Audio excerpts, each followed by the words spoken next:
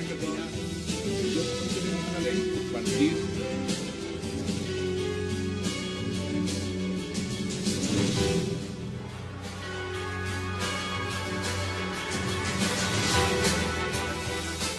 Bienvenidos a 360 grados, una visión global de la noticia, un espacio para debatir sobre todo lo que sucede en Colombia y en el mundo. Y empezaremos hoy 360 hablando de la llegada a la mesa de negociación con las FARC de un delegado del gobierno venezolano, el controvertido diplomático y fuerte crítico de la política colombiana Roy Chatterton, actual embajador de Venezuela en la Organización de Estados Americanos, OEA. Roy Chatterton actuará como acompañante en el proceso de paz entre el gobierno del presidente Juan Manuel Santos y las FARC. Chatterton ha dicho que guardará total hermetismo. ¿Será cierto o volverá a lanzar sus acostumbradas críticas a lo que llama la derecha colombiana?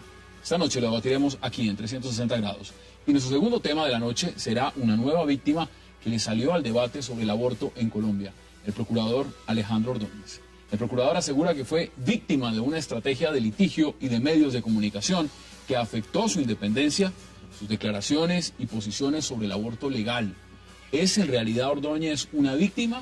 Lo debatiremos también junto a ustedes esta noche aquí en 360. Y por último, al cierre, debatiremos sobre un reciente ejercicio democrático que costó nada menos y nada más que 35.000 millones de pesos. Nos referimos a la consulta interna de los partidos Polo Democrático, Verde y Mira, donde hubo una abstención del 93%.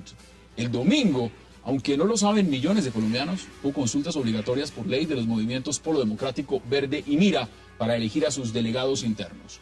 Se habla de despilfarro, de alta abstención, de poca publicidad y de un fracaso total, que marca el rumbo entonces de estos partidos políticos para las próximas elecciones legislativas. ¿Qué opinan de gastar 35.000 millones en estas consultas? Esta noche lo debatiremos aquí en 360. No se vayan en segundos. Estamos con nuestros invitados.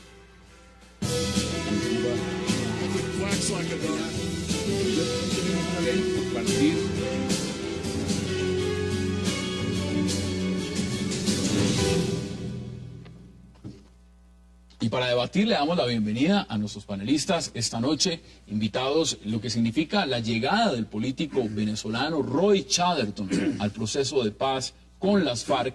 Le doy la bienvenida al senador Juan Carlos Vélez, a Armando Noboa, a Sigifredo López y a Jaime Eduardo Arango. Caballeros, qué placer tenerlos esta noche en 360 y gracias por aceptar la invitación. Sigifredo, empiezo con usted. Roy Chatterton, aquí hay un proceso de paz, una negociación, empiezan las mesas en Oslo, se van a constituir. ¿Cómo ve usted ese delegado que pone Venezuela en la mesa? Todo proceso de paz requiere de un pulso fuerte, de músculo, y la comunidad internacional es ese músculo que brinda confianza a las partes. Sin duda alguna, bienvenido, pero más que los actores, más que lo que importa es el qué, el cómo vamos a lograr esa paz. Y yo tengo personalmente algunas observaciones que en el transcurso de la conversación voy a poner sobre la mesa. Jaime Eduardo, bienvenido. Gracias. Roy Chatterton, embajador de Venezuela en la OEA, amplio diplomático, un político de carrera en Venezuela. Aquí estábamos revisando su hoja de cargos y realmente no le falta ninguno, le falta ser presidente de Venezuela. ¿Cómo ve usted esa designación para estos procesos? Eso significa, representa la importancia, pero la enorme importancia que tiene para Chávez el proceso de paz en Colombia. Porque Chatterton es literalmente un presidenciable en Venezuela. Además, la mejor persona de la Cancillería venezolana es Roy, mucho mejor que su jefe, Maduro. Claro, Chatterton fuera de eso es un diplomático de carrera, es un hombre que ha desarrollado toda su vida política en la diplomacia y ha ocupado cargos estratégicos para Venezuela.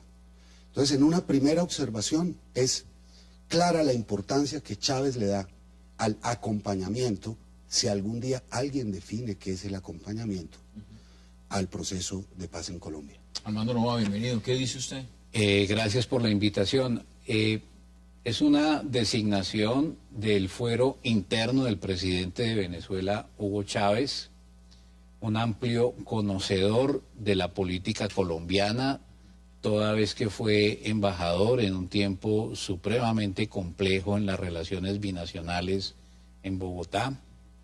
y como lo ha dicho el doctor Arango, creo que es un delegado que tiene una cuerda directa con el presidente Chávez, pero es una designación que llega en un momento también supremamente especial en Venezuela, toda vez que el próximo domingo se definirá la continuidad del presidente o su relevo, y por supuesto si es lo segundo, con toda seguridad podría producirse una nueva situación en cuanto se refiere a la delegación venezolana en la mesa de conversaciones. Senador Juan Carlos Vélez, bienvenido. ¿Qué dice usted al respecto? Sí, yo comparto lo que dice el doctor Armando Novoa, en el sentido de que el presidente Chávez debió haber esperado siquiera 8 días, esperar a que terminara el proceso electoral en Venezuela para designar a su delegado. ¿Qué tal que gane Capriles? Es posible. Puede es posible. Ser. Yo creo que va a ganar Capriles. Uno me dice, no es imposible, pero bueno, yo hablé con alguna persona de la oposición venezolana y me decía, recuerde que en las elecciones al Congreso la oposición obtuvo el 52% de los votos, los candidatos chavistas obtuvieron el 48%, o sea que hay la posibilidad de que gane. Por eso yo creo que debió haber esperado al presidente Chávez, porque ahora, suponiendo que gane Capriles, ¿qué va a pasar con Roy Chatterton en esa mesa de negociaciones? Empezando, que ¿qué puede pasar con el proceso? ¿Usted está de acuerdo? ¿Debió esperar unos días en ese nombramiento? ¿O en este momento igual sobre la baraja también está sentando un precedente y está diciendo el presidente Chávez? Mire, yo soy el presidente, este proceso es, como dice Jaime Eduardo, esto es muy importante y aquí está nuestra representación. Bueno, pensando en las en el proceso interno venezolano, pues sin duda alguna el presidente Chávez está jugando una carta, él está en elecciones y como todo candidato no escatima esfuerzos que le puedan servir para un resultado. Pero más que la suerte de Venezuela me interesa y me preocupa y quiero llamar la atención sobre la suerte de los colombianos, sobre lo que está sucediendo allá, sobre lo que puede suceder allá.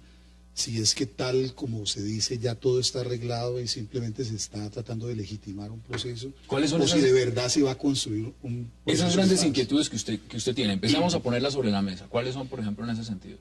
Bueno, yo tengo que plantear primero, si estamos frente a, si esto ya está acordado, entonces esa agenda no nos dice de resolver el conflicto en sus causas, no nos habla de eso. Me parece, por ejemplo, raro que las FARC durante 50 años secuestraron, extorsionaron, asesinaron, masacraron, hablando de reforma agraria, y ahora se habla de desarrollo rural, y si usted analiza los puntos, se está hablando de acceso y de uso de la tierra, no se está hablando de propiedad. Entonces, allí hay un problema. El otro tema es el modelo de negociación, otro tema es la representación de la sociedad civil, el otro tema es negociar en medio de la guerra. Aquí. Entonces, si gusta podemos empezar con el primero. A mí me parece que las diferencias entre un proceso de paz real y un proceso de desarme son enormes. El primero, el proceso de paz, trata de corregir las causas que dieron origen al problema. El proceso de desarme es simplemente, por ejemplo, lo que ocurrió en Rarito. Yo estaba secuestrado cuando ocurrió, pero he estudiado el tema. Simplemente 36.000 hombres entregaron sus armas y el sistema productivo nuestro no tuvo la capacidad para recibirlos y eso degeneró en Bacrim bandas criminales que están azotando todos los días al ciudadano común y corriente. Y yo le quiero decir una cosa, al ciudadano de hoy, en las grandes ciudades, en los municipios, le preocupa más el tema de la banda criminal que está todos los días extorsionando, cobrando su vacuna diaria en el negocito, en la tienda, en la venta de arepas de la esquina, hasta el negocio grande, que las FARC. La gran preocupación del ciudadano hoy no son las FARC siquiera. Entonces, y si estamos frente a un proceso de desarme, estaríamos frente a la eventual bacrimización de las FARC.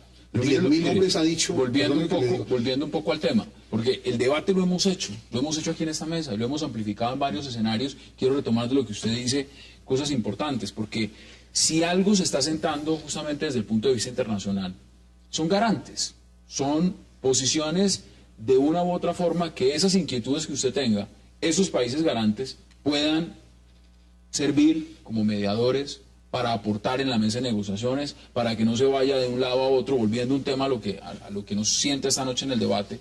¿A usted le preocupa que esté inclinada la balanza, por ejemplo, con alguien como Roy Chatterton en la mesa? Es decir, hacia los intereses de las FARC y no hacia los intereses de Colombia. La pregunta que yo me haría sería la siguiente. Desde el punto de vista de la posibilidad de la consecución de la paz en Colombia, ¿qué es lo que más le conviene a nuestra sociedad en relación a los resultados de las elecciones del próximo domingo en Venezuela? He oído opiniones en uno y otro sentido, mientras que un sector señala que la pérdida del poder presidencial por Chávez significaría el retiro de un aliado estratégico en este proceso de acercamiento de las FARC en su diálogo con el gobierno. Otros señalan que el recambio de la fórmula presidencial no alteraría de manera significativa la ecuación que se ha venido construyendo. Yo personalmente creo que de cara a la designación del embajador venezolano de la OEA en la mesa de negociaciones, pensaría que aquí se está jugando no solamente la suerte del conflicto colombiano, sino que se está jugando una situación de geopolítica en la región, en donde está involucrado Venezuela, donde está involucrado Cuba, donde está involucrada Ecuador, de manera que esto hay que mirarlo en un sentido un poco más general, porque además de este episodio hay una serie de factores en juego determinantes. ¿Qué dice usted, senador? No, yo pienso que sí puede haber una ventaja para las FARC en un proceso de negociación cuando hay personas, digamos, desde el punto de vista ideológico afectas a ella. Yo pienso que Roy Chatterton pues representa a Chávez, y Chávez sabemos que tiene cierta cercanía ideológica con las FARC. Puede que no estén del todo casados, pero ambos sí han anunciado en ciertos momentos su cercanía desde el punto de vista ideológico.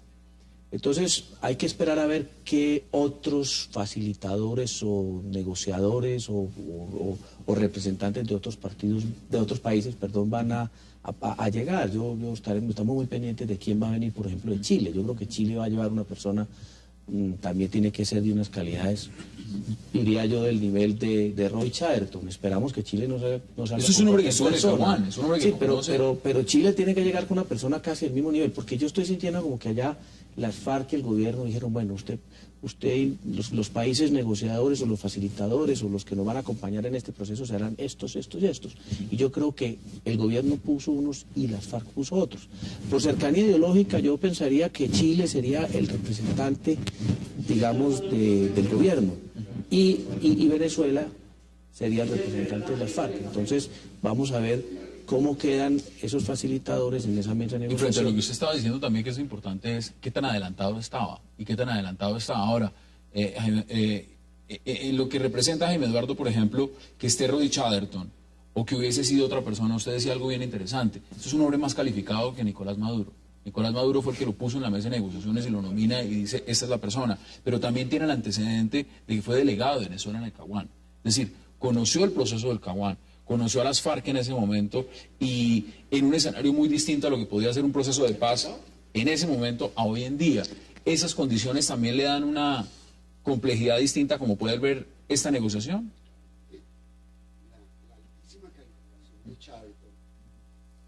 Se debe a dos cosas que son inherentes al proceso y que suelen pasar desapercibidas, pero que están en el marco de geopolítica amplia. La primera es, las FARC son una herramienta de proyección de poder de un partido político que está en el poder en Venezuela, que se llama PSV. Y la negociación en Colombia es para ese partido político un tema de profundidad estratégica. Yo siempre he pensado, sin que lo pueda sustentar de una manera muy sólida, pero creo que la cosa va por ahí, que Chávez siempre imaginó que el papel de las FARC en Colombia debería ser muy parecido al de Hezbollah en el Líbano, que es un grupo terrorista que es herramienta de proyección de poder de Irán para tener una fuerza armada que coarta un Estado y le permite a Irán agredir o defenderse de acuerdo a sus intereses. Y Hezbollah es a la vez partido político y organización armada. Creo que eso siempre fue lo que tuvo. ¿Y eso es lo que usted cree que se está llevando a cabo? Exceptuando que Capriles gane. Ese escenario ya lo vamos a ver después de la pausa, porque también es latente, las elecciones son el domingo y los venezolanos son los que deciden si sigue el presidente Hugo Chávez o llega Enrique Capriles. Damos una breve pausa aquí en 360 y ya regresamos con sus invitados.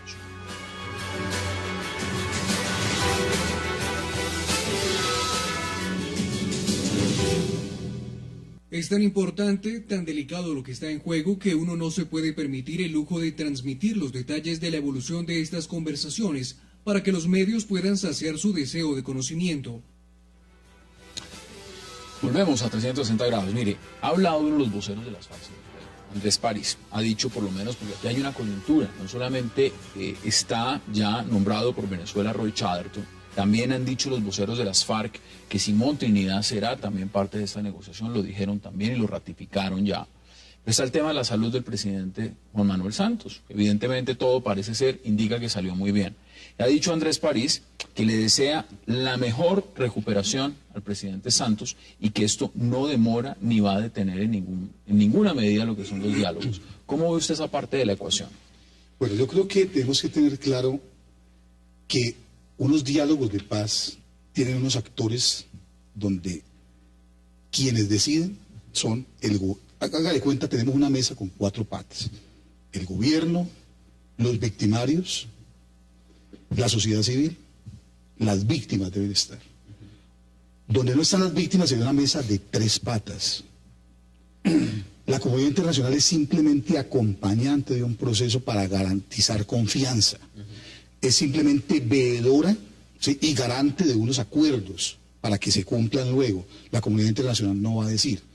Yo no le doy tanta importancia al tema de que sea Venezuela, sino que ese es un proceso que nace, que hay que apoyarlo, que hay que blindarlo, que nació con unos errores, que hay que tratar de corregirlos, y que si ya está todo decidido, si está legitimado como se rumora, pues tenemos que estar con ojo avisor, porque esto no puede, la paz no puede construirse a espaldas de los colombianos, porque es que allí se va a acordar el futuro de Colombia, el futuro de todos, y no puede, ese futuro no puede acordarse a espaldas de la sociedad civil. ¿Está de acuerdo, senador? Por supuesto, y dijo algo muy importante que de verdad yo no había tenido en cuenta. En esta mesa de negociación deben estar las víctimas. ¿Por qué no están las víctimas? A no ser que las FARC, como dicen, que las víctimas son ellas, porque yo le escuché a Andrés París que dijo, no, que ellos no iban ni siquiera a pedir perdón a las víctimas, que antes había que pedirles perdón a ellos porque las víctimas eran ellas. Pero sin embargo dijo, verdad, me parece muy importante. Quisiera anotar algo con respecto a lo de Simón Trinidad. Mire, yo estoy seguro de que Simón Trinidad no va a estar en la negociación. ¿Por qué? Porque Simón Trinidad es considerado hoy como uno de los delincuentes más peligrosos por parte del gobierno de los Estados Unidos. Está en una cárcel donde están los 450 delincuentes más peligrosos de 2 millones de presos que hay en los Estados Unidos. Y él no está acusado como Sonia, que esa sí puede estar en la mesa de negociación, porque ya está acusada por terrorismo, está condenada por terrorismo, perdón, por narcotráfico. Y la pena es apenas de 17 años, o sea que se puede negociar, en cualquier momento puede salir. Pero es que el señor Trinidad está condenado por secuestro, por terrorismo. Y estoy seguro, se lo digo porque tengo, digamos, las fuentes que me han dicho que definitivamente no va a estar en la mesa de negociación, ni siquiera va a tener la posibilidad de hacerlo de manera virtual, ni siquiera se le va a dar esa posibilidad, porque ningún funcionario de los Estados Unidos se va a atrever a concederle esa prerrogativa, porque eso tendrá unas consecuencias gravísimas para ese funcionario. ¿Qué dice usted? Yo creo que es una exigencia de muy difícil cumplimiento por el gobierno, el reclamo de las FARC en el sentido de que esté Simón Trinidad. Pero llamo la atención en el sentido de que el fiscal general de la Nación ha señalado su disposición a facilitar la participación mediática de él en las conversaciones, y registro también que hace muy pocos días el gobierno nacional dictó un decreto con el propósito de crear las condiciones para brindar salvoconductos a los líderes de las FARC que van a estar en el proceso de negociación. Ahora, lo que sí es muy claro es que un proceso de paz para un conflicto como el que hemos vivido en el caso colombiano significa tener la sensatez, la cordura y la madurez para buscar un punto de equilibrio entre la reparación a las víctimas y la necesidad de realizar el principio constitucional del derecho de paz para todos los colombianos. En eso, y ya le voy a dar la palabra a Jaime Eduardo, hay una circunstancia, no la podemos dejar de lado, es Venezuela. ¿Usted cree que si gana Enrique Capriles el domingo, ese proceso de paz se va por otro rumbo? Es decir, la misma FARC no va a sentir que tiene garantías como garante, siendo Venezuela un país garante, o sencillamente el mismo Capriles, que ha dicho que va a ir hasta el fondo del proceso de paz, no le va a apostar realmente como lo está haciendo el presidente Chávez? Yo lo que pienso sobre ese tema es que a Chávez le interesa como a nadie en la comunidad internacional que haya una solución política al conflicto colombiano, porque la ruptura de una negociación significa la creación de un ambiente favorable a un incremento de la guerra en Colombia y a un eventual proceso de desestabilización de la situación política venezolana, que va a ser muy difícil si no hay unos resultados electorales contundentes en favor de uno u otro candidato. Por consiguiente, yo creo que Chávez está en la primera línea de interés para que el conflicto interno en Colombia se resuelva pacíficamente. ¿Qué dice también, Juan? Hassan, yo quiero insistir en algo. Unos diálogos de paz tienen tres clases de actores, tres categorías de actores. Unos facilitadores que hacen la ambientación previa para que se siente. Unos negociadores que son quienes toman las decisiones en la mesa. Y unos simples veedores y garantes que no tienen que negociar, nada que negociar, ni determinan. La comunidad internacional, en este caso de Venezuela, y para que desvenezualicemos el proceso de paz, porque los colombianos no podemos venezualizar el proceso de paz, eso es un error lo que se está haciendo en esta mesa. Es importante, pero tenemos que hablar de comunidad internacional, de apoyo de la comunidad internacional al proceso, de apoyo de la sociedad civil al proceso. Entonces, ahora yo quiero llamar la atención sobre 4 reparos que tengo. Uno, el primero que anoté.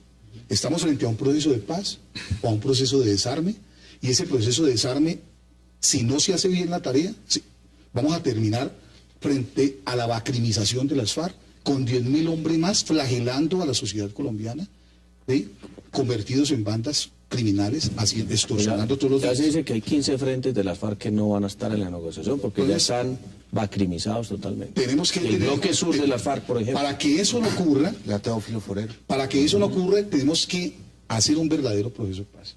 Un verdadero proceso de paz implica reformas al modelo económico que dieron origen a 50 años de ¿Usted no violencia. ve acá un proceso de paz serio, entonces?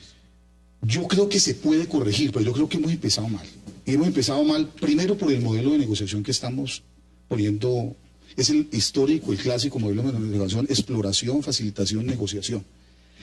El conflicto colombiano, por su complejidad, requiere un modelo de negociación donde no se siente las FARC como una parte y el gobierno como otra, decidiendo la suerte de todos los colombianos, porque hay un problema intrínseco de representación.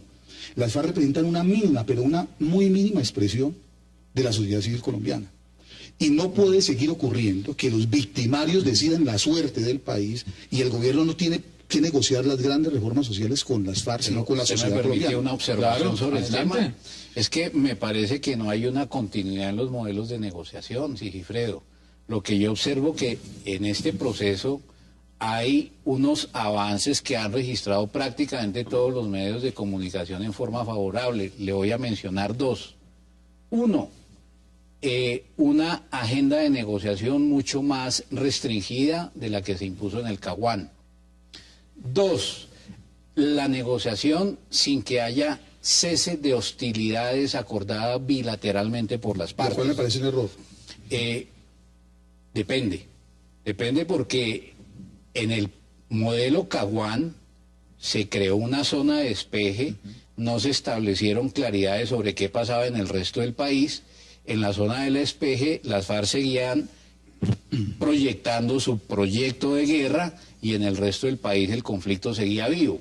Ahora el gobierno colombiano ha planteado que esa negociación tiene que adelantarse sin cese de hostilidades, lo que significa que si no hay acuerdo, la confrontación interna sigue, porque no se va a parar. Eso tiene unos compliques, y es que se puede escalonar la confrontación en la medida en que se tensionen las posiciones dentro de la mesa. Es que mire, aquí hay un elemento subjetivo Quedan 2 minutos. en la negociación que en cualquier momento puede cambiar, y es haber reconocido el conflicto interno. ¿Por qué? Porque empiezan a aparecer actores que son difíciles de meter ahí. El loco Barrera es el Don Berna de las FARC. ¿Por qué Simón Trinidad está en una cárcel de alta seguridad en Estados Unidos? ¿Por qué es el Jorge 40 de las FARC? O sea, hay unos elementos de ilegitimidad que son difíciles de sostener dentro del marco de una eventual negociación entre partes iguales. ¿Cuáles son sus conclusiones brevemente, Sigifredo, sobre este tema? Desafortunadamente el tiempo no me ha permitido desarrollar los cuatro puntos, pero voy a referirme al de las víctimas nomás. Un proceso de paz sin participación de las víctimas es un proceso ilegítimo, por una sencilla razón. Los únicos que pueden perdonar son las víctimas. Allá ninguno de los que están sentados pueden perdonar por mí o por los familiares de mis compañeros. Absolutamente ninguno. El perdón y la verdad son indispensables para poder construir un posconflicto. Y aquí las FARC empezó diciendo las mentiras, empezó diciendo que no tenía secuestrados. Quienes hemos estado secuestrados sabemos que después de 2 años, cuando no ven plata a la vista en una negociación inminente, los asesinan. Nos tienen que decir qué hicieron con los secuestrados, porque han dicho que no tienen ninguna prueba. Estamos promoviendo... ¿Qué pasó con los 4 chinos secuestrados en Caquetá? No, y son muchos más. Estamos promoviendo para el próximo 14, para el día que se instalan los diálogos estamos promoviendo una marcha con Ervin Hoyos de las víctimas de las FARC, para que nos digan por lo menos qué hicieron con ellos, dónde están sus cadáveres, que nos den las coordenadas y vamos por ellos. Pero un proceso de paz, una nueva sociedad, no puede construirse sobre las bases de la mentira y de la impunidad. Senador, sus conclusiones, brevemente, en 30 segundos máximo. No, yo de verdad sí estoy muy convencido en lo que dice Sigifredo. Este tema, a este proceso de paz le faltan las víctimas, hay que meterlas. Y hablo también de las víctimas indeterminadas, porque hay una serie de víctimas que, por ejemplo, cuando masacran a una familia entera, esas víctimas, ¿quién va a hablar por ellas? Porque el que quedó vivo pues va a decir, mire, yo fui víctima, pero esas otras víctimas también necesitan en su momento una reparación, y ahí viene la discusión que daremos más adelante con respecto al tema de la impunidad. Y ya lo vamos a mirar. Quiero agradecerle, Sigifredo, porque sé que no se queda el tema del procurador, se quiere quedar a hablar del procurador. No, quería hablar básicamente del tema de paz. Este tema lo vamos a seguir abordando y va a estar en la agenda, porque evidentemente lo que viene es todo un proceso. Pero de permítame, yo meto la cucharada. Meto la cucharada brevemente, porque ya me están avisando el la pausa. reconocimiento de las víctimas en un conflicto interno no significa necesariamente, aunque es deseable, su presencia en la mesa de conversaciones. Otros modelos de negociación exitosos no han implicado que las víctimas sean una parte de la negociación entre el Estado y quienes hacen la guerra con las armas en la mano. Pero por supuesto sí estoy de acuerdo que es necesario avanzar en políticas concretas de perdón, reconciliación y de reparación integral a las víctimas. No, mire, las víctimas no pueden ser invitados de segunda. Las víctimas tienen que ser interlocutores de primer nivel de los victimarios. Como se hizo con los militares. Como se hizo en Sudáfrica. Les propongo lo siguiente, hagamos una pausa y regresamos y seguimos hablando del tema, porque hay varias cosas que podemos seguir debatiendo. Damos una breve pausa en 360 y seguimos debatiendo unos minutos más lo que significa esta designación de Venezuela del embajador en la OEA, Roy Chatterton, como mediador o representante de Venezuela en la mesa del proceso de paz en Colombia, y por supuesto las implicaciones de ese proceso de paz. No se vayan, ya regresamos.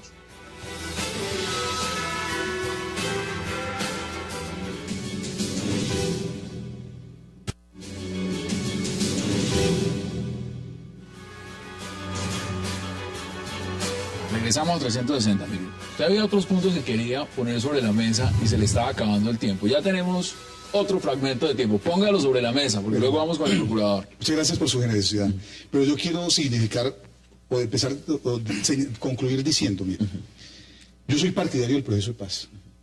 Considero que hay que apoyar al gobierno y al presidente en su determinación de lograrlo, un acuerdo de paz. Pero hemos iniciado con unos errores que hay que corregir. El primero de ellos, estoy hablando del problema de la representación.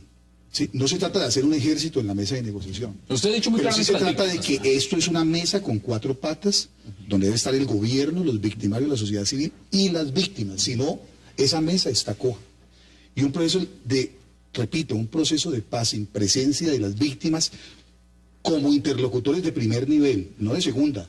Es un proceso ilegítimo, mire, porque es que el daño se lo han causado a toda la sociedad, pero encarnado en las víctimas. ¿Sí? Pero me voy al mire, pragmatismo. Mire, el gobierno ya ha dicho los que son estas partes y ya no hay nadie. O sea, esos cupos ya los cerraron. Entonces, bueno, supongamos que es así. Yo creo que va a haber etapas y cada etapa requiere un proceso. Si fuera así, un proceso en esa forma es ilegítimo, porque no está teniendo... ¿sí?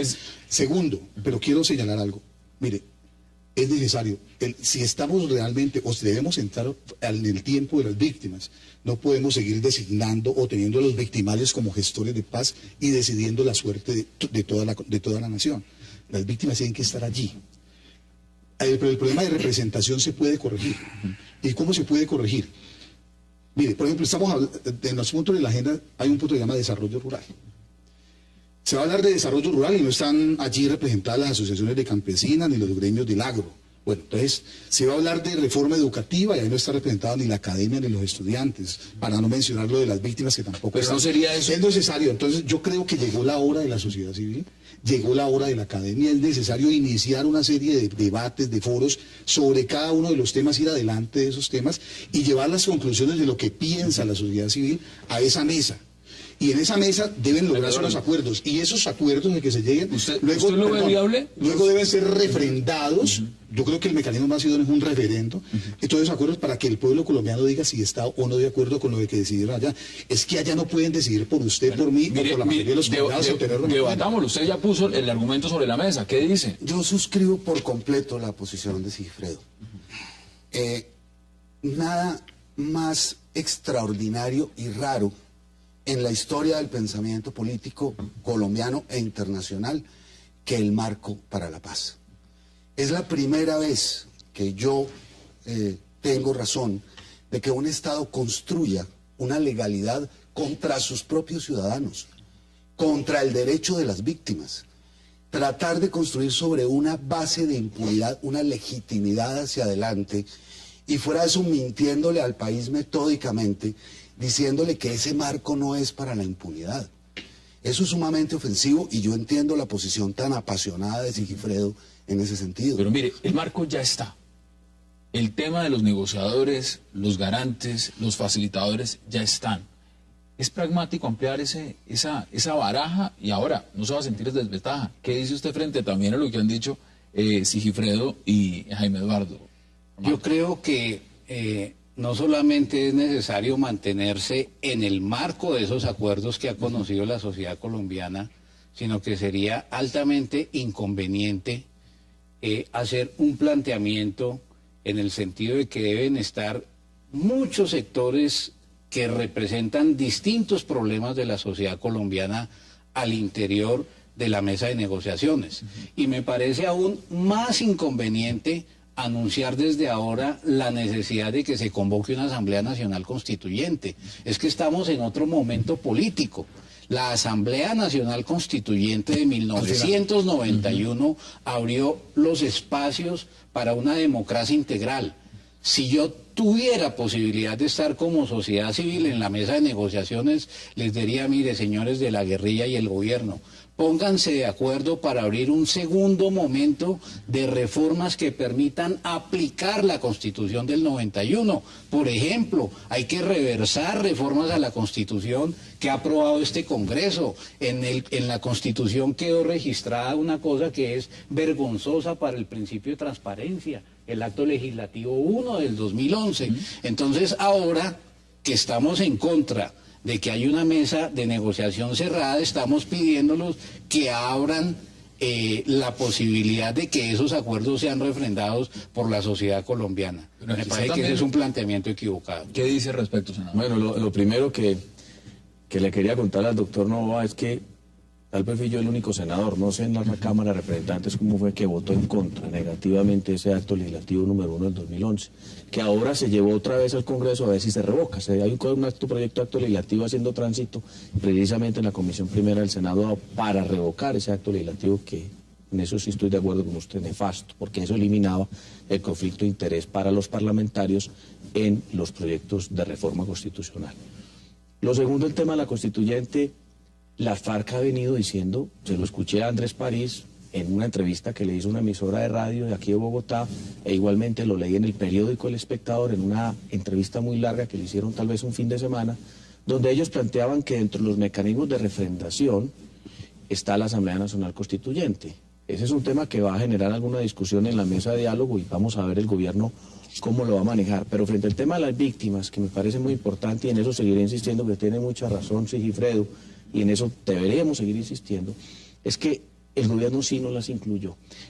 Ese ejército de negociación sí lo hay, realmente lo que es un ejército. Cuando usted mira, todos los negociadores de la FARC son como 22 y del gobierno son como 30. Lo que pasa es que hay una figura como una especie de cuarto del lado, donde hay unos señores allá pendientes que es lo que se está negociando y salen y hablan y conversan con los negociadores, pero ahí en ese cuarto del lado yo pienso que el gobierno debería abrir el espacio a las víctimas.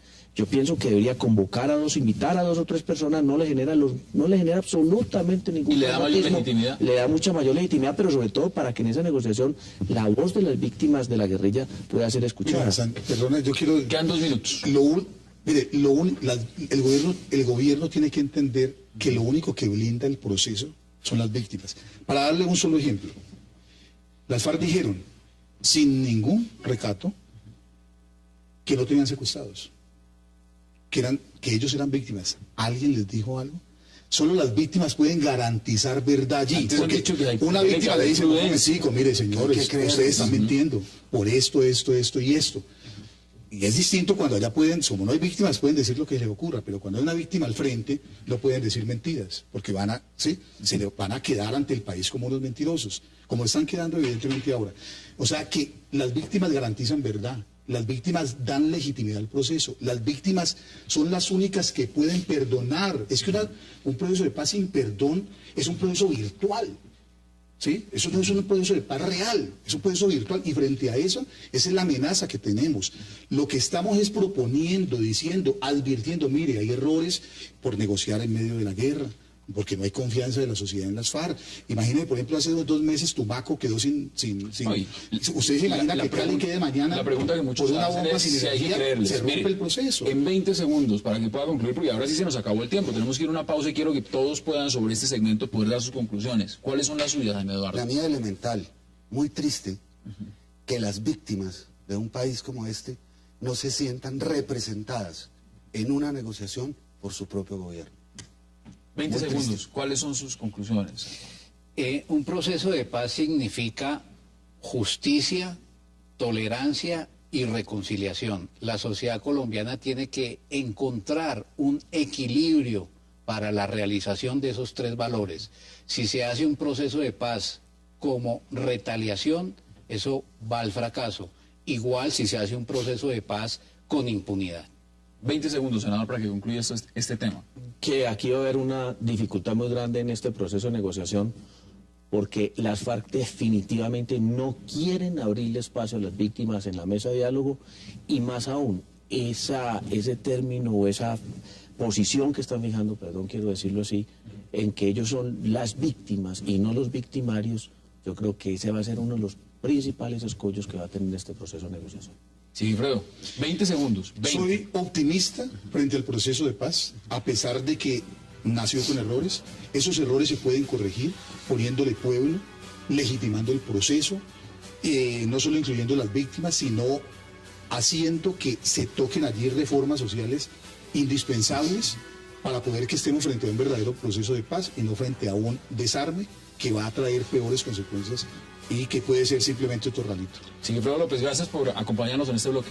A ustedes muchas gracias, muy amables por invitarme. Vamos a hacer una pausa y al regreso entraremos a debatir y analizar lo que ha significado la nueva posición del Procurador General de Colombia, Alejandro Ordóñez, cuando ahora parece ser él es la víctima en el tema del aborto. No se vayan, ya regresamos con ese debate.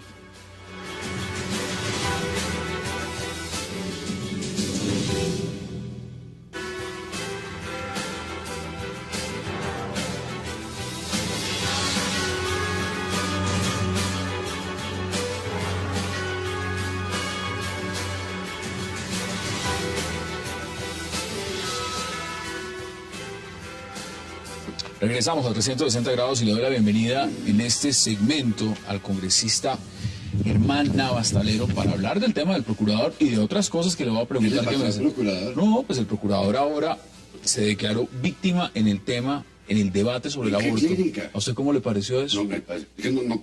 Usted me coge como yo en frío. No tenía ni idea que había sido víctima de un aborto. No. En el debate sobre el aborto. En el debate.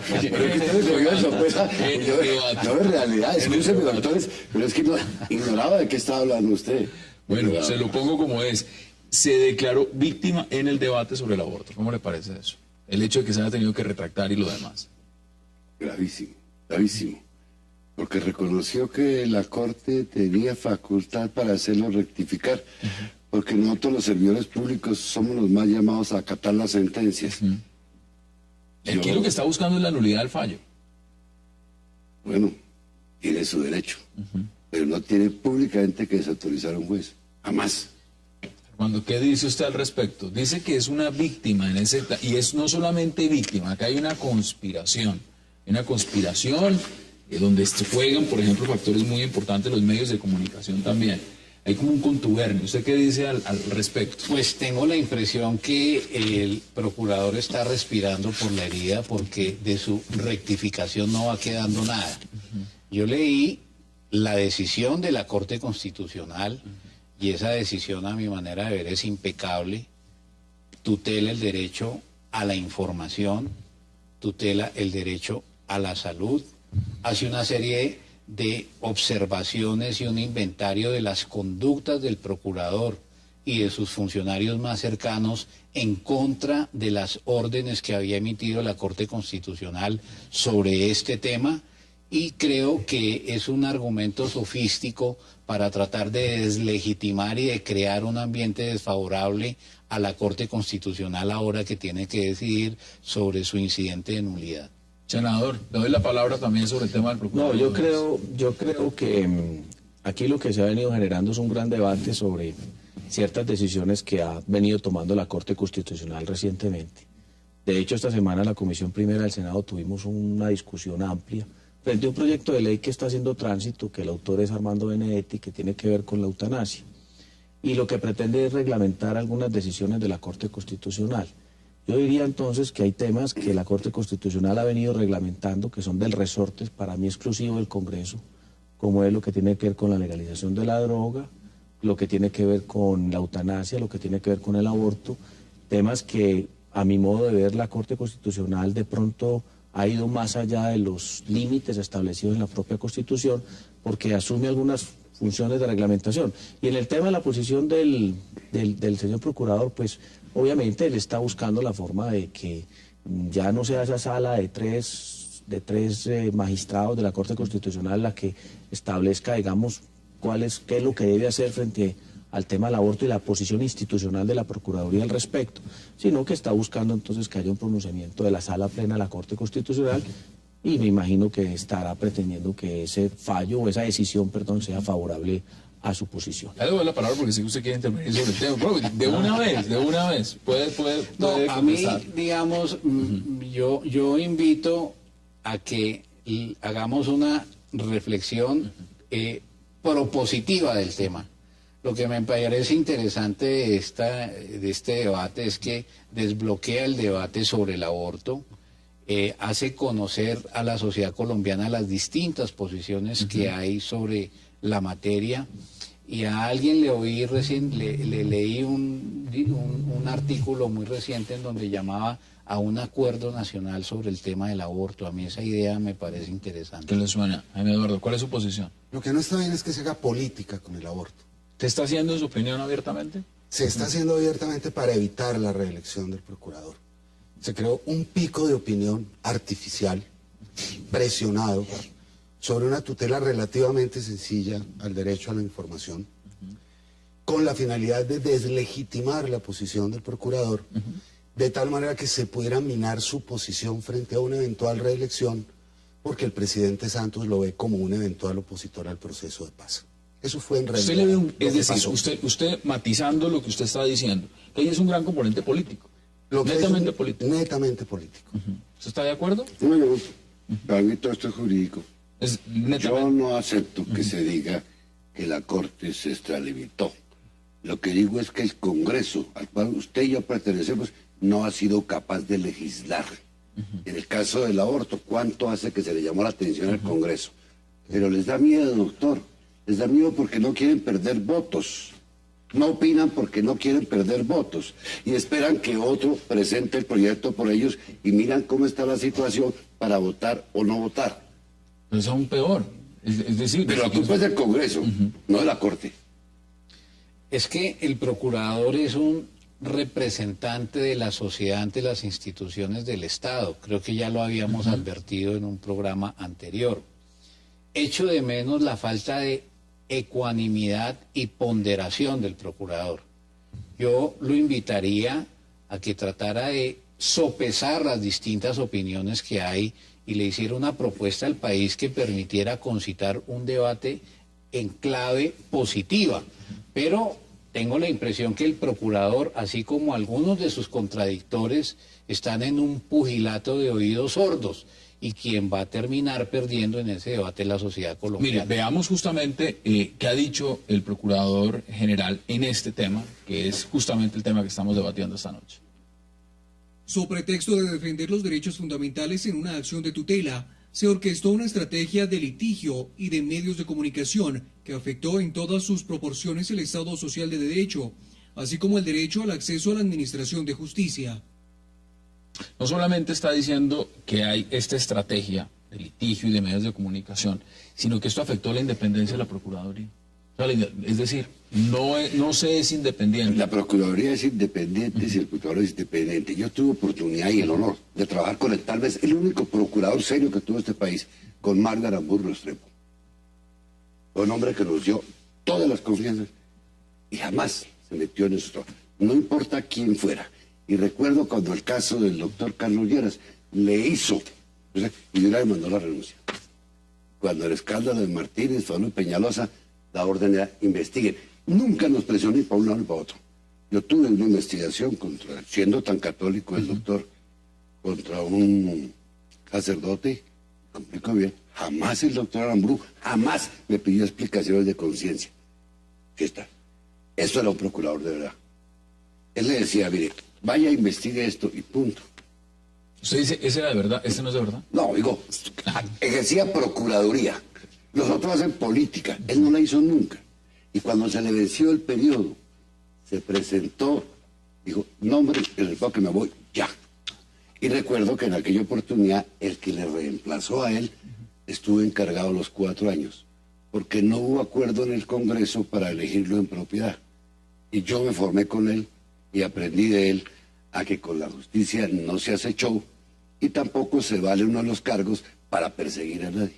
Aquí hay que matizarlo también. Germán, que leyendo en detalle esta parte de la declaración del procurador, me parece que hay unas afirmaciones supremamente delicadas, porque está colocando en el ojo del huracán a la sala de la Corte Constitucional. Mire, lo está diciendo la misma viceprocuradora Marta Isabel Castañeda. Está diciendo que esa sala orquestó 3 magistrados, dice Humberto Sierra, Ernesto Vargas y María Victoria Calle. Directamente con nombre propio que esa sala lideró un atentado contra el Estado Social de Derecho.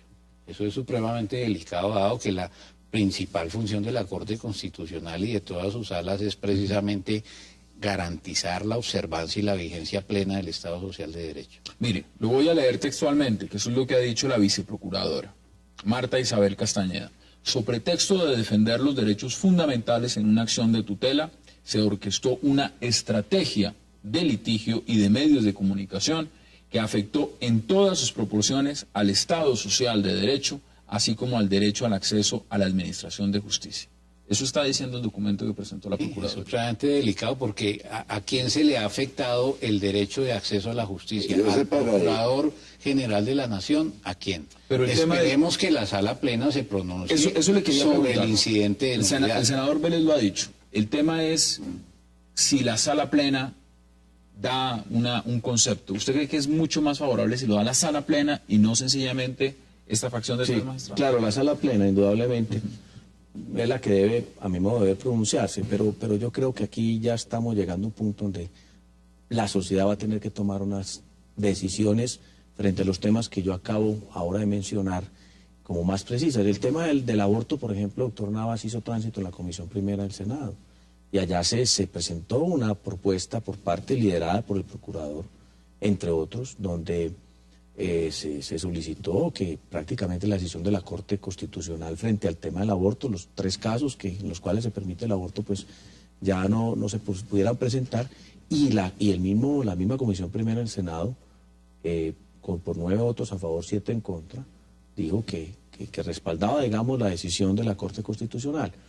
Pero yo creo que este tema del aborto, el tema de la eutanasia, el tema de la legalización de la droga, el matrimonio entre parejas homosexuales, van a ser temas que van a generar mucha polémica en los próximos años. Y yo creo que deberíamos empezar a mirar a ver cómo lo resolvemos rápidamente como sociedad, bien sea por un referendo, bien sea por una decisión de una constituyente, si es el tema de la constituyente, pues que se trate allá.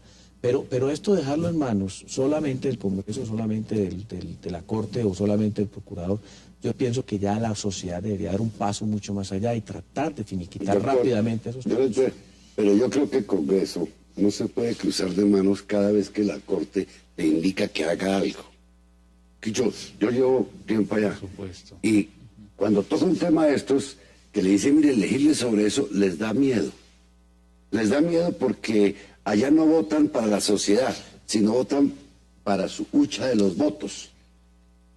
¿Esto cuánto hace que está ahí? A mí me tocó en Sueti, me lo daban ponente y dije, hagan la ponencia ya. Siguiente. La pregunta es cuánto tiempo más va a seguir entonces. Esto es engavetado. No, ya no está engavetado. Me refiero que alguien asuma la responsabilidad de llevarlo realmente. Yo no vine a jugar con eso.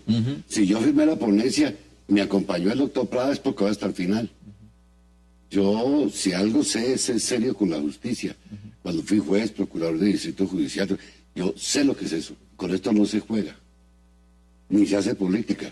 Que cualquiera puede ver esa ponencia es evidentemente jurídica, no especulativa. Y ahí está plasmada. ¿Cuáles son sus conclusiones sobre ese tema? Porque luego de la pausa vamos a hablar también de lo que significaron esas consultas de 35.000 millones de pesos que han generado mucha polémica. Pero ¿cuáles son sus conclusiones frente a este tema? Ideal que estas cosas vayan al Congreso. Más ideal que fueran al constituyente primario, que se le preguntara directo a la gente. Mauricio Vargas escribía el lunes en El Tiempo que uno de los grandes defectos del pensamiento liberal aristocrático es pensar que la visión de ese pensamiento es transferible de una manera inmediata a la totalidad de la sociedad, y no es así. Hay cosas como el aborto, la eutanasia, el matrimonio homosexual, etcétera, que requieren de una aprobación mayoritaria que seguramente no tendrán. Por lo tanto, el mejor escenario posible para que eso suceda es el Congreso. ¿Puedo hacer un comentario? Sí, brevemente. Es que, por supuesto, en sentido general, lo ideal es que se pronuncie el constituyente primario, pero previamente a una maduración del debate democrático. Pero es que hasta ahora ni en el Congreso, ni en lo que conoce la opinión pública se ha dado un debate ponderado y argumentado. Se han oído unos discursos allí, pero dudo mucho que el común de la opinión pública tenga elementos de juicio suficiente para decidir en un referéndum sin que antes, como dice Germán, el Congreso se ocupe responsablemente del tema. Tengo que hacer una pausa aquí en 360 grados y ya regresamos, porque vamos a debatir y analizar también lo que ha representado unas consultas entre partidos políticos en Colombia por un costo de 35.000 millones de pesos. La gran pregunta es si salió la gente a votar o si la gente sabía que tocaba ir a votar. Ya volvemos con ese debate.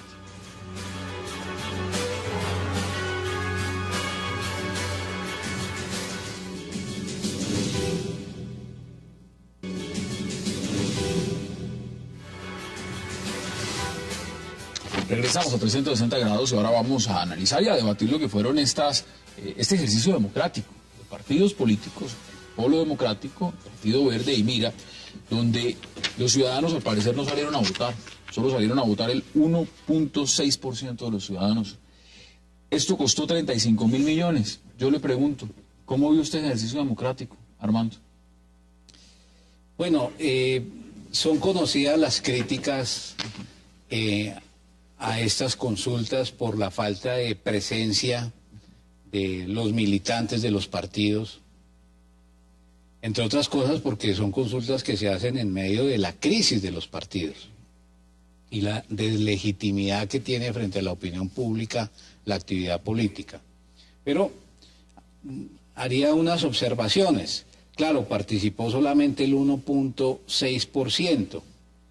Yo creo que esa cuenta no se puede hacer así, porque si son consultas internas de los partidos, hay que confrontar esta tasa de participación versus el número de militantes que tiene cada partido. El problema es que los partidos no tienen organizada adecuadamente una base de militantes que les permita decir, mire, en la ciudad de Bucaramanga tenemos 2.000 militantes y entonces es necesario poner un número de mesas adecuada a esa participación. Ahí está la base del fracaso de las consultas del domingo anterior, en la desorganización de los partidos políticos. ¿Usted también lo ve como un fracaso?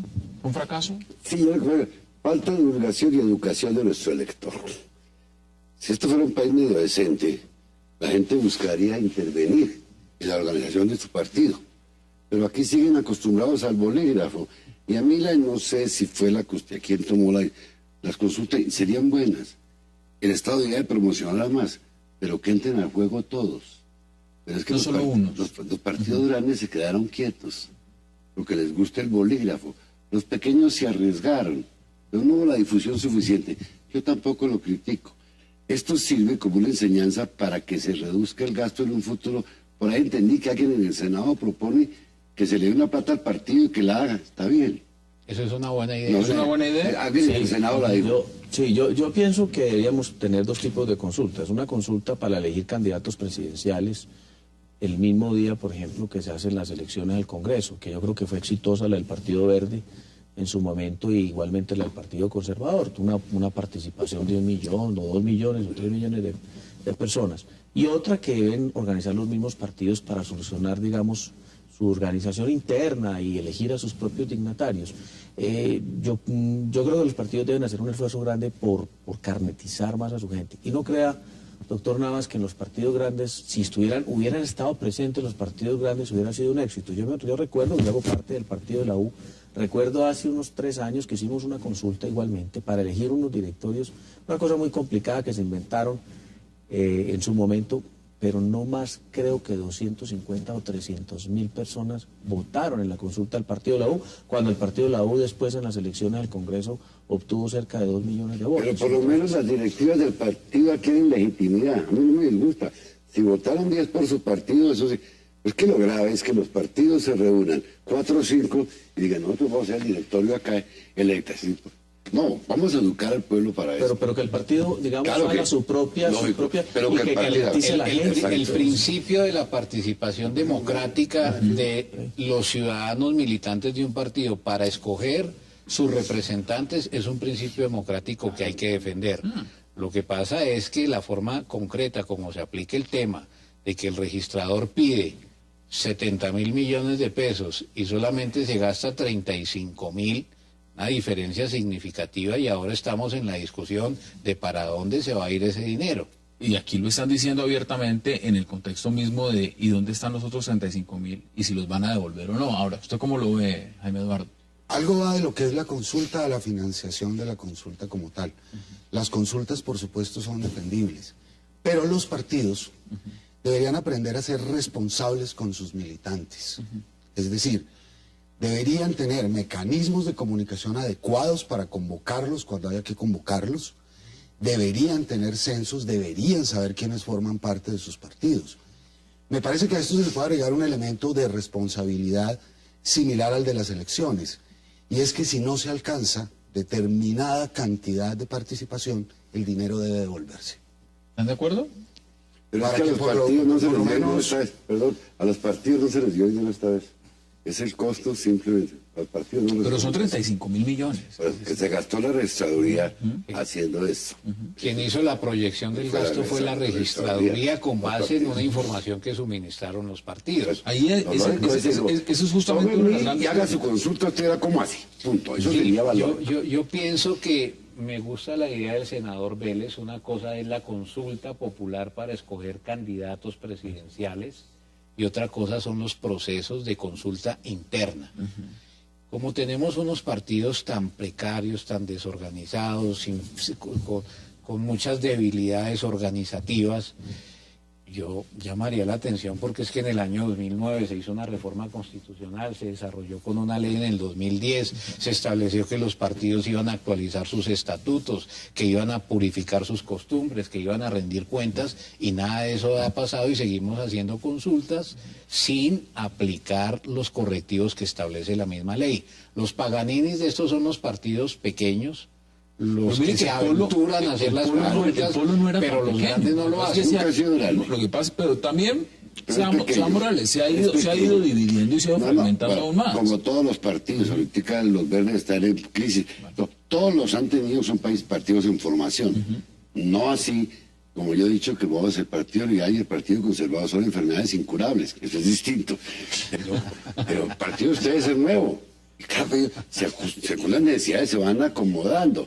Lo que pasa es que cuando la acusación del 91 da la posibilidad de crear partidos políticos, después de que nos tiraron a la gente de mi época, a todos nos frustraron. Porque nosotros o nos metíamos de liberales o no pudimos hacer nada. Así nos pasó a todos en la universidad del colegio. O era liberal o conservador, porque era Frente Nacional. Cuando se abre la compuerta, comenzamos a...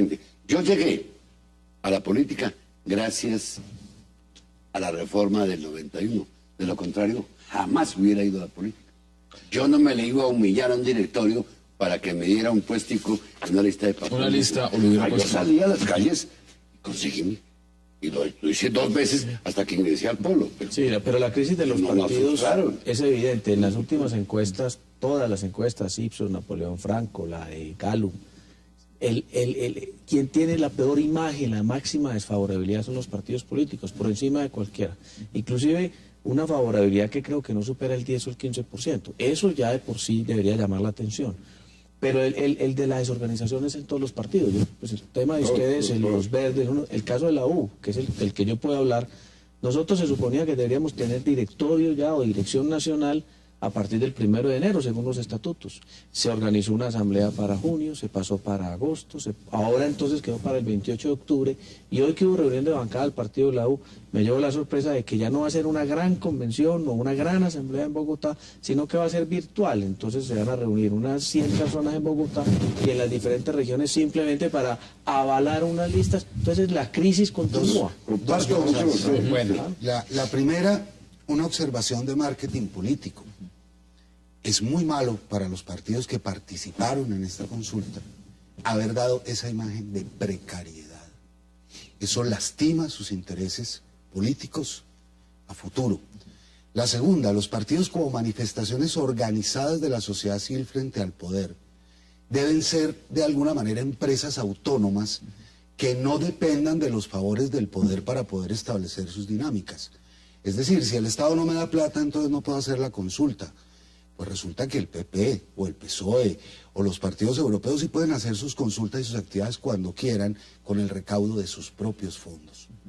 Eso es importante que empiece a entenderse y a suceder. Yo invitaría a matizar el tema de sacar conclusiones definitivas sobre esta consulta, porque el Partido Verde, por ejemplo, hizo una consulta interna para escoger los líderes que van a representar a los sectores de los jóvenes. Votaron 65.000 personas. El Polo Democrático hizo la consulta para elegir delegados a su Congreso. Sacó 162.000 votos.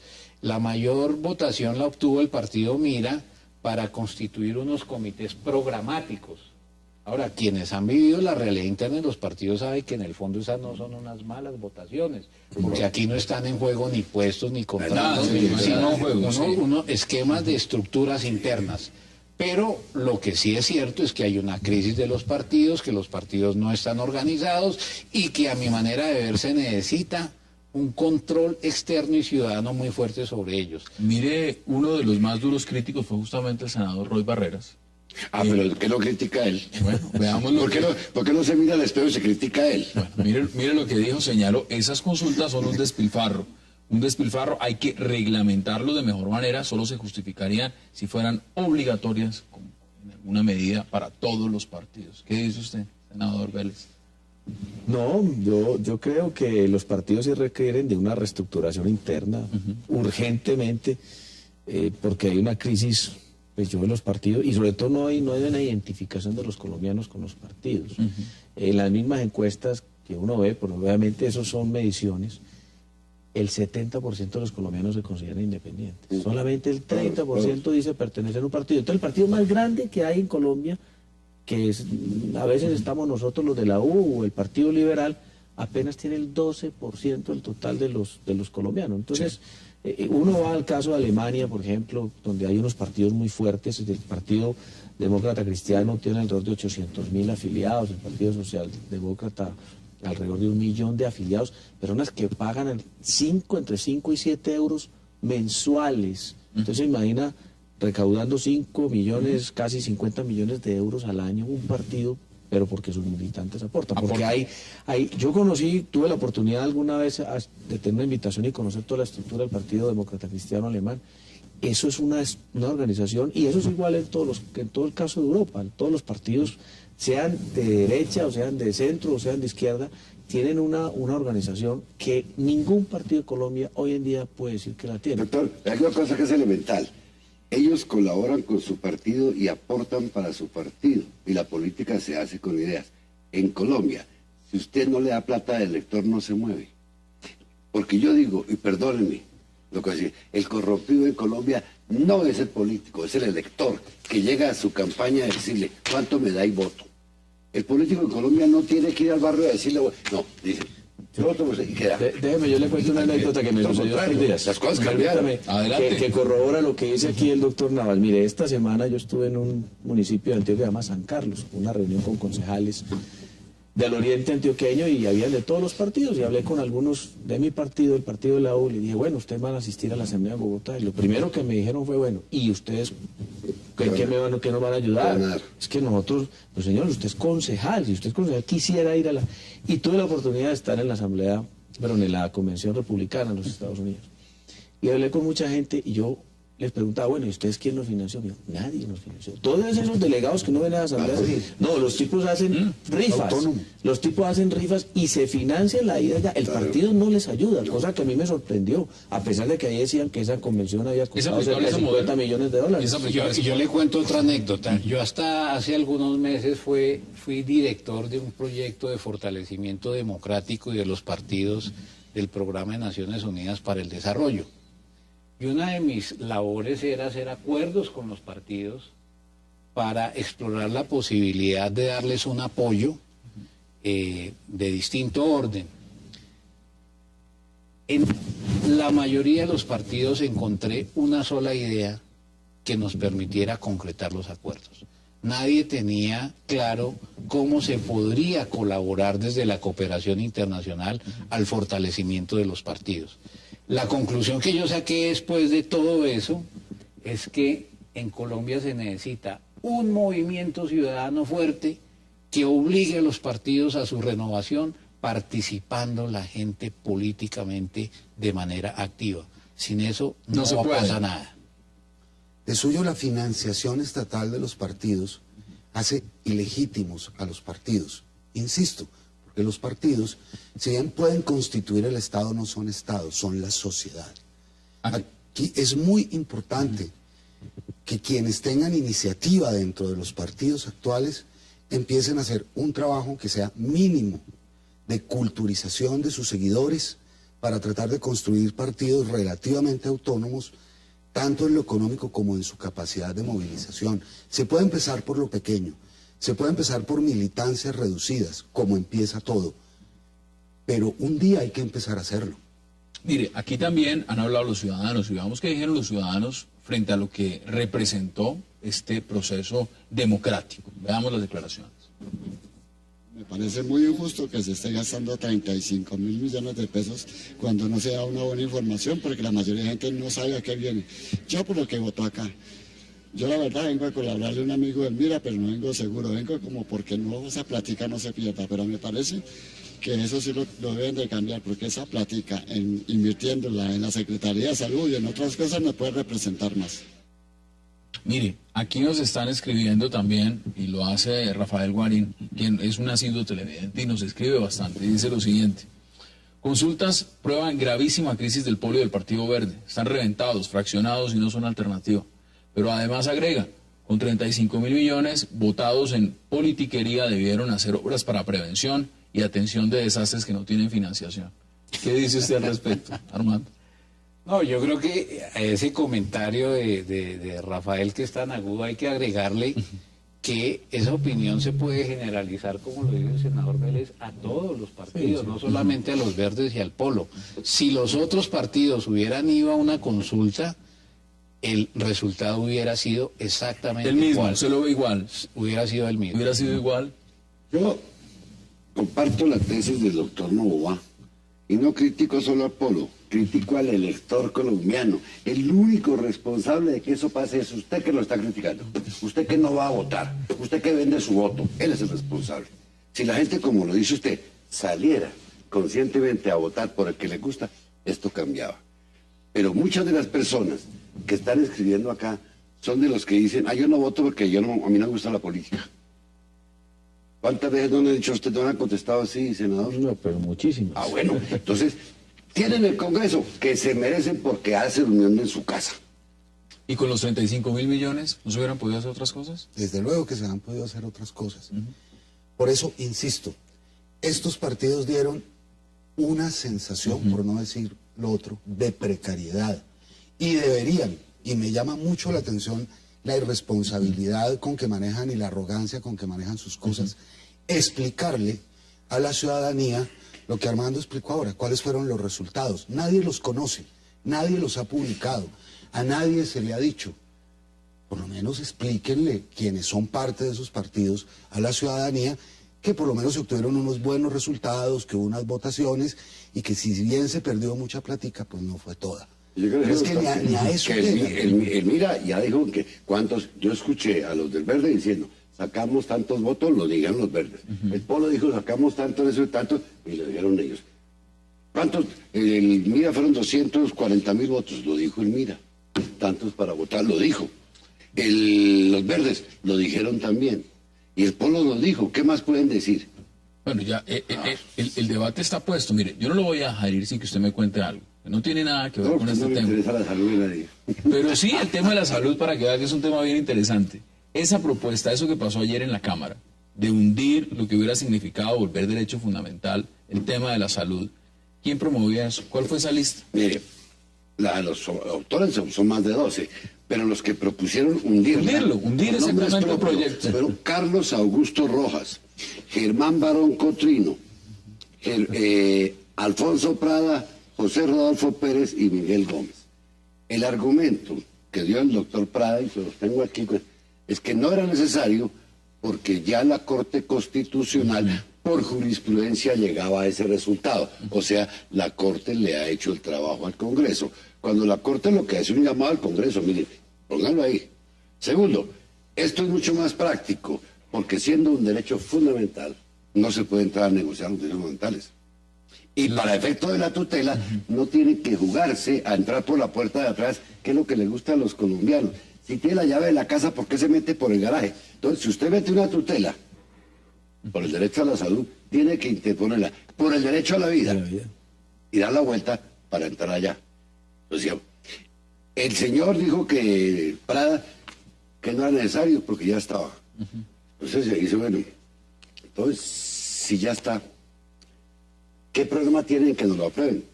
La prueba de que sí les dolía algo es que el ministro de Hacienda estuvo allá y mandó a sus sabuesos pendientes de quién votaba. Doctor Nava, yo le quiero decir una cosa, y se lo digo aquí en público y en televisión. Si usted presenta el proyecto de acto legislativo, cuente con mi firma. Gracias, doctor. Yo lo apoyo porque yo estoy de acuerdo con lo que usted está diciendo. En la Asamblea Nacional Constituyente hubo argumentos exactamente iguales. ¿Para qué van a incluir una Carta de Derechos y en los tratados internacionales que ha suscrito Colombia están todos esos derechos?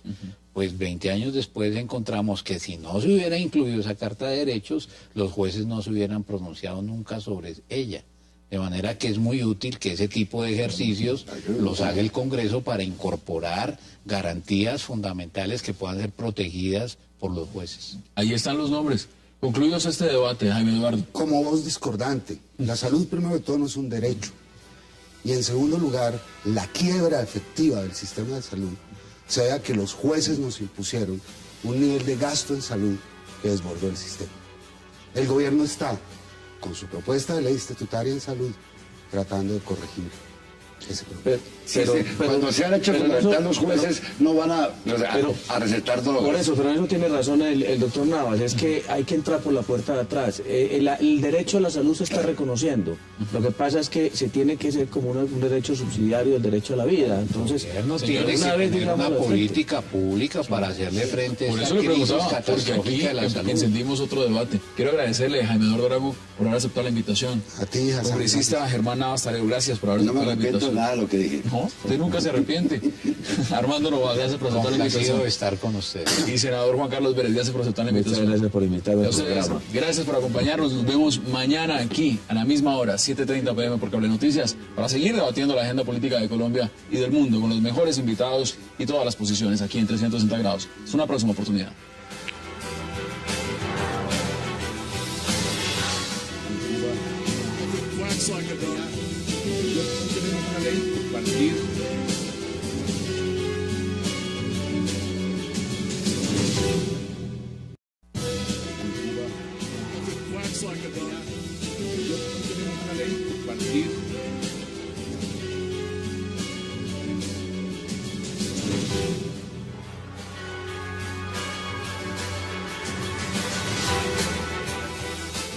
Bienvenidos a 360 grados, una visión global de la noticia, un espacio para debatir sobre todo lo que sucede en Colombia y en el mundo. Empezaremos hoy 360 hablando de la llegada a la mesa de negociación con las FARC de un delegado del gobierno venezolano, el controvertido diplomático y fuerte crítico de la política colombiana, Roy Chatterton, actual embajador de Venezuela en la Organización de Estados Americanos, OEA. Roy Chatterton actuará como acompañante en el proceso de paz entre el gobierno del presidente Juan Manuel Santos y las FARC. Chatterton ha dicho que guardará total hermetismo. ¿Será cierto o volverá a lanzar sus acostumbradas críticas a lo que llama la derecha colombiana? Esta noche lo debatiremos aquí en 360 grados. Y nuestro segundo tema de la noche será una nueva víctima que le salió al debate sobre el aborto en Colombia, el procurador Alejandro Ordóñez. El procurador asegura que fue víctima de una estrategia de litigio y de medios de comunicación que afectó su independencia, sus declaraciones y posiciones sobre el aborto legal. ¿Es en realidad Ordóñez una víctima? Lo debatiremos también junto a ustedes esta noche aquí en 360. Y por último, al cierre, debatiremos sobre un reciente ejercicio democrático que costó nada menos y nada más que 35.000 millones de pesos. Nos referimos a la consulta interna de los partidos Polo Democrático, Verde y Mira, donde hubo una abstención del 93%. El domingo, aunque no lo saben millones de colombianos, hubo consultas obligatorias por ley de los movimientos Polo Democrático, Verde y Mira para elegir a sus delegados internos. Se habla de despilfarro, de alta abstención, de poca publicidad y de un fracaso total, que marca el rumbo entonces de estos partidos políticos para las próximas elecciones legislativas. ¿Qué opinan de gastar 35.000 millones en estas consultas? Esta noche lo debatiremos aquí en 360. No se vayan en segundos. Estamos con nuestros invitados.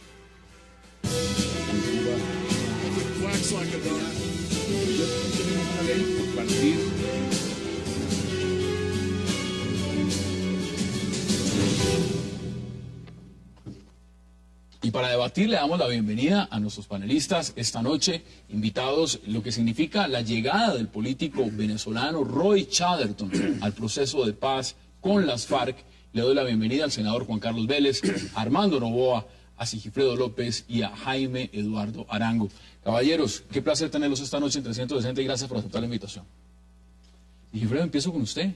Roy Chatterton, aquí hay un proceso de paz, una negociación, empiezan las mesas en Oslo, se van a constituir. ¿Cómo ve usted ese delegado que pone Venezuela en la mesa? Todo proceso de paz requiere de un pulso fuerte, de músculo, y la comunidad internacional es ese músculo que brinda confianza a las partes. Sin duda alguna, bienvenido, pero más que los actores, más que lo que importa es el qué, el cómo vamos a lograr esa paz. Y yo tengo personalmente algunas observaciones que en el transcurso de la conversación voy a... Los voy a poner sobre la mesa. Jaime Eduardo, bienvenido. Gracias. Roy Chatterton, embajador de Venezuela en la OEA, amplio diplomático, un político de carrera en Venezuela. Aquí estábamos revisando su hoja de cargos y realmente no le falta ninguno, le falta ser presidente de Venezuela. ¿Cómo ve usted esa designación para estos procesos? Eso significa, representa la importancia, pero la enorme importancia que tiene para Chávez el proceso de paz en Colombia. Porque Chatterton es literalmente un presidenciable en Venezuela. Además, la mejor persona de la Cancillería venezolana es Roy, mucho mejor que su jefe, Maduro. Claro, Chatterton fuera de eso es un diplomático de carrera, es un hombre que ha desarrollado toda su vida política en la diplomacia y ha ocupado cargos estratégicos para Venezuela. Entonces, en una primera observación es clara la importancia que Chávez le da al acompañamiento si algún día... Pero bueno, yo hablé con alguna persona de la oposición venezolana y me decía, recuerde que en las elecciones al Congreso la oposición obtuvo el 52% de los votos, los candidatos chavistas obtuvieron el 48%, o sea que hay la posibilidad de que gane.